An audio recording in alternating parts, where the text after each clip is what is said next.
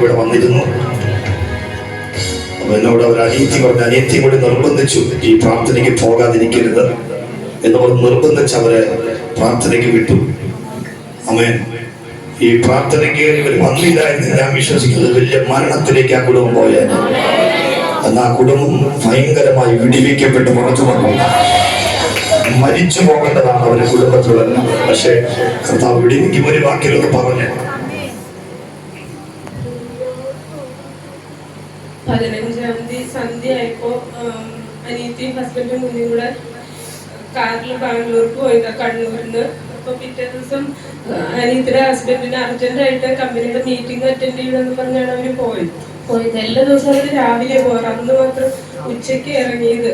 എന്നിട്ട് ഞങ്ങളൊരു 5:45 ആയപ്പോ ഞങ്ങളെ വിളിച്ചതാ. അപ്പൊ പറഞ്ഞു ഫുഡൊക്കെ കഴിച്ചു, വണ്ടി കയറി, ഇനി രാത്രി 10 മണിയാകുമ്പോഴേ അവിടെ റൂമിലെത്തുള്ളൂ എന്നൊക്കെ പറഞ്ഞ് ഇരുന്നത്. പിന്നെ ഒരു മണിക്കൂറൊക്കെ ആയപ്പോഴത്തേക്കും കോള് വന്നായിരുന്നു. പക്ഷെ ഞാൻ അറിഞ്ഞില്ലായിരുന്നു. പിന്നെ ഞാൻ ഫോൺ എടുത്ത് നോക്കിയപ്പോ അങ്ങനെ വിളിക്കേണ്ടേ അല്ലല്ലോ, എന്താന്ന് ഓർത്ത് തിരിച്ചു വിളിച്ചപ്പോ അവള് പറഞ്ഞു ആക്സിഡന്റ് ആയി, ചേട്ടൻ മിണ്ടുന്നില്ലെന്ന് പറഞ്ഞ് ഭയങ്കര കരച്ചില്. പിന്നെ ഞങ്ങൾ കോണ്ടാക്ട് ചെയ്യുമ്പോഴെല്ലാം കന്നഡയൊക്കെ പറയുന്നവരാണ് ഞങ്ങളോട് സംസാരിക്കുന്നത്. മലയാളികളെ ആരും കിട്ടുന്നില്ല, ഇംഗ്ലീഷ് പോലും പറയുന്നവരില്ല. ഞാൻ വിനീതിന്റെ നമ്പറിൽ വിളിക്കുന്നത്, അനിയത്തിന്റെ നമ്പറിൽ വിളിക്കുന്നത്, ആരും ഇംഗ്ലീഷ് ഒന്നും സംസാരിക്കുന്നില്ല. എന്താ പറ്റിയെന്ന് മനസ്സിലാവുന്നില്ല. പിന്നെ ഞങ്ങൾക്ക് പെട്ടെന്ന് ഇവിടുന്ന് പോകാൻ ഞാനും അമ്മയും മാത്രമേ ഉള്ളൂ. പെട്ടെന്ന് അങ്ങനെ സാഹചര്യം ഉണ്ടായിരുന്നില്ല, വണ്ടി കിട്ടുന്നില്ല. വിഷു കഴിഞ്ഞതായതുകൊണ്ട് വണ്ടിയില്ല, ഡ്രൈവേഴ്സിന് ഇത്ര ലോങ് പോകുന്നവരെ കിട്ടുന്നില്ല. പിന്നെ കുറേ നേരം ഞങ്ങൾ അമ്മയും ഞാനും കൂടെ മുട്ടുകുത്തി നിന്ന്. പിന്നെ ഞങ്ങൾ അപ്പുറത്തന്നെ ബ്രദറിനെയൊക്കെ വിളിച്ചു. എല്ലാവരും പ്രാർത്ഥിക്കുമായിരുന്നു. കുറേ കഴിഞ്ഞൊരു 2 മണിക്കൂറോളം ആയപ്പോൾ ഒരു മലയാളി ഡോക്ടറെ എടുത്തിട്ടാണ് അത്യാവശ്യം വിവരങ്ങൾ പറഞ്ഞത്. പക്ഷെ അപ്പോഴും അവർ പറയുന്നത് 2 പേരെ ഇവിടെ കിട്ടിയിട്ടുള്ളൂ, 3 പേരില്ല എന്ന് പറയുമായിരുന്നു. പക്ഷെ ഒരു വിവരം പോലും അറിയാതെ ഞങ്ങൾ കർത്താവിനോട് കാല് പിടിച്ച് ചോദിക്കുമായിരുന്നു, ജീവൻ മടക്കി തരണമെന്ന്. എന്താ ആരോ ഉള്ളെന്നോ ആരോ ഒരാളില്ലാത്തെന്നൊന്നും ഞങ്ങൾക്ക് അറിയത്തില്ലായിരുന്നു. കുറേ നേരം കഴിഞ്ഞപ്പോഴാണ്, പിന്നെ ഒരു 9:30 ആയപ്പോഴാണ് വിനീതിനെ ഭയങ്കര സീരിയസ് ആയിട്ട് വേറൊരു ഹോസ്പിറ്റലിൽ സർജറിക്ക് കയറ്റി. ഇവര് വേറൊരു മെഡിക്കൽ കോളേജിലാണ് കുഞ്ഞും അനിയത്തിയും അറിഞ്ഞത്. അങ്ങനെ രാത്രി മുഴുവൻ പ്രാർത്ഥനയായിരുന്നു. ആ നിമിഷങ്ങളിൽ ഞങ്ങൾക്ക് ഓർക്കാൻ ശക്തിയില്ല. നമ്മുടെ കർത്താവ് ഇന്നും ജീവിക്കുന്നു, അത് മാത്രം ഞങ്ങൾ ഒന്നോടെ തിരിച്ചറിഞ്ഞു. അനിയത്തി 10 മിനിറ്റ് നേരത്തേക്ക് അവള് മറ്റൊരു ലോകത്തോട്ട് യാത്രയായതാണ്. കർത്താവ് അവളുടെ ജീവിതം മടക്കി അയച്ചതാണ്. അവളത് അനുഭവിച്ചു.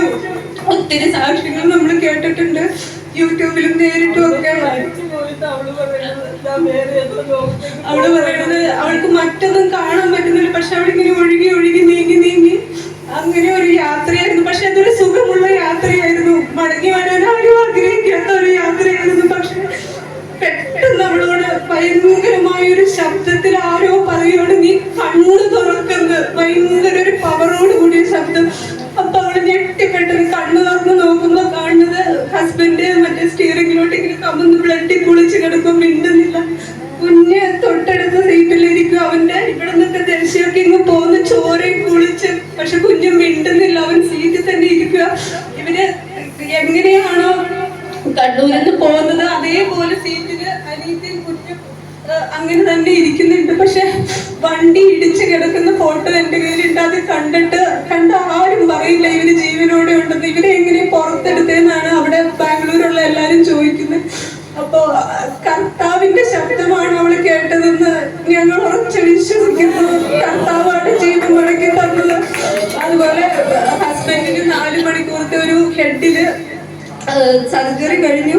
ഒരു പോർഷൻ ഇപ്പോഴും അവിടുത്തെ ഹോസ്പിറ്റലിലെ ഫ്രീസറിൽ സൂക്ഷിച്ചേക്കുവാണ്. ഇനി കംപ്ലീറ്റ് ആയിട്ട് നോർമലായി കഴിയുമ്പോൾ വീണ്ടും ഒരു സർജറിയും കൂടെ ഉണ്ട്.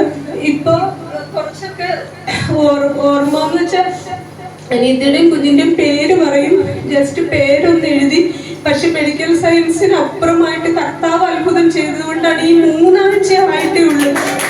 3 ആഴ്ചയിൽ കൊണ്ട് പിന്നീട് പെട്ടെന്ന് എണീറ്റ് നിന്നു. ആരുടെയും സഹായമില്ലാതെ ചെയറിൽ ഇരുന്നിട്ട്.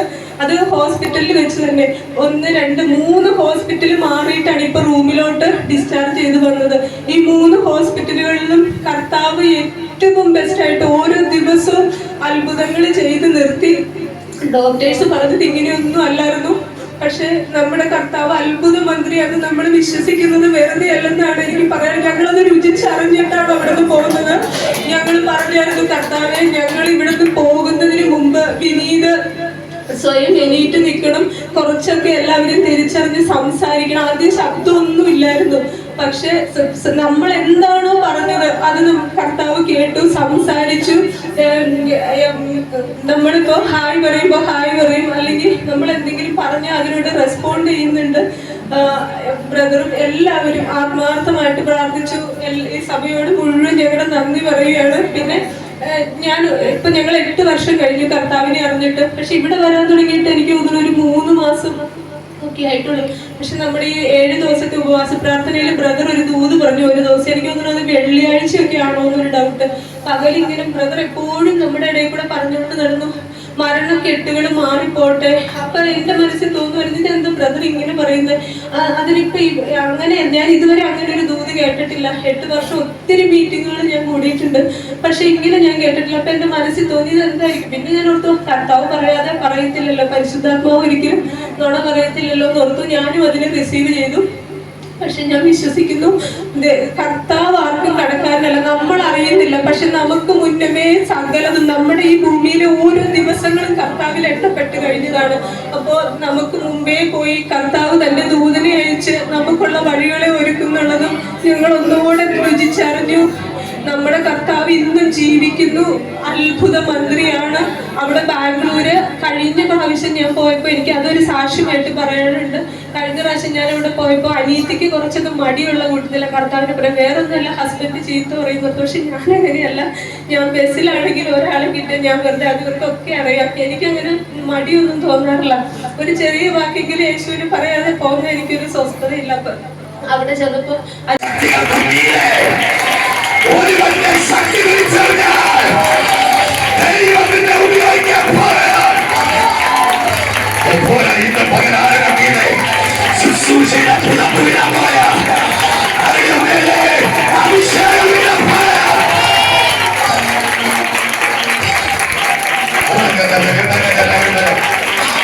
ഇതിനകത്ത് വരുമ്പോൾ എനിക്ക് വേറൊന്നും പറയാനില്ല. നിങ്ങളാണ് വീരയുടെ അഭിഷേകത്തെ സ്വീകരിച്ചത്.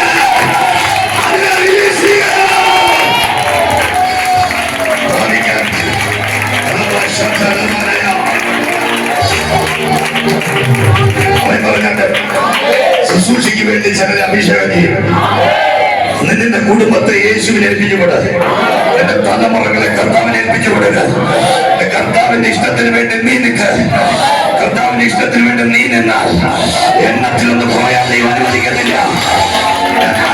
ചലം ചെയ്തു പോയാൽ നീ നിന്റെ വീടിനെ നിന്റെ ജോലിയെയും നിന്റെ കുടുംബത്തെ കർത്താവിന് കൊടുക്ക. സ്വീകരിക്കുന്നുണ്ടോ?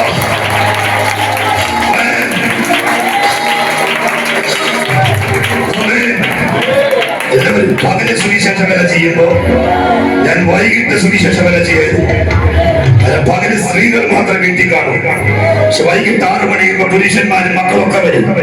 ആ വീടുകളിൽ കയറി 9 മണി വരെ പ്രാർത്ഥിക്കുമായിരുന്നു. 6 മണി തൊട്ട് 3 മണിക്കൂർ വീടുകളിൽ രാത്രി കർത്താവിന്റെ വേല ചെയ്യുമായിരുന്നു. അന്ന് വിശ്വാസിയാണ്, ഒത്തിരി പേരെ സൗഖ്യമാക്കി യേശു. ഞാനിങ്ങനെ തുടർന്നത് ഈ വേല ചെയ്തുകൊണ്ട് ഇന്നും എന്റെ കുടുംബത്തിന് എണ്ണത്തിലൊന്നും പറഞ്ഞിട്ടില്ല. കർത്താവിന് വേണ്ടി നിന്നാൽ, ഞാൻ ദൈവവേലയ്ക്ക് വേണ്ടി നിന്നാൽ എന്റെ കുടുംബത്തെ അവൻ സംരക്ഷിക്കുകയാണ്. നല്ലതുപോലെ കരം പഠിച്ചിട്ട് എനിക്ക് കർത്താവിന്റെ വേലക്കാരനായി, ശുശ്രൂഷകനായി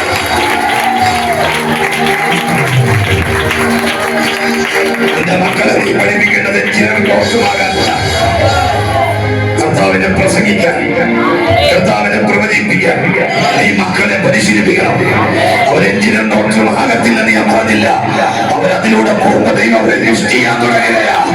അവർ നിൽക്കുന്ന മണ്ഡലത്തിന് ഉയർന്ന കാലങ്ങളിലേക്ക് യേശു അവരെ കയറ്റാൻ പറയാം. കരങ്ങളെ തട്ടി ആമേൻ പറഞ്ഞു, ആമേൻ പറഞ്ഞു.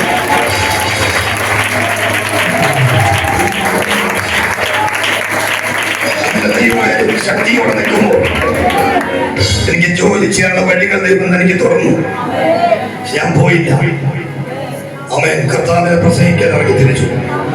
എന്റെ ഉള്ളിൽ കർത്താവ് ഇന്ന് പകലിൽ പറഞ്ഞ എല്ലാ ശക്തിക്കും മീതെ എന്റെ ശക്തിയാണ് ആരിവിടെ അറിയുന്നു.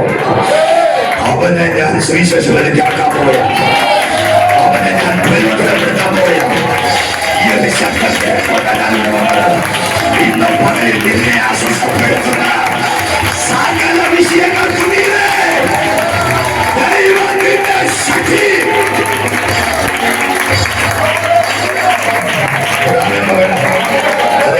മനസ്സിലോട് തളർന്നിരിക്കരുത്.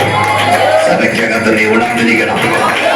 ജോലി സ്ഥലത്ത് ഭയങ്കര തുടങ്ങിയാലും കുഴപ്പമില്ല, ഇതിനകത്ത് ഉണർന്നിരിക്കണം. ഇത് ദൈവശക്തിയുടെ സ്ഥലമാണ്. പരിശുദ്ധാത്മാവിന്റെ പ്രവൃത്തി നടക്കുക.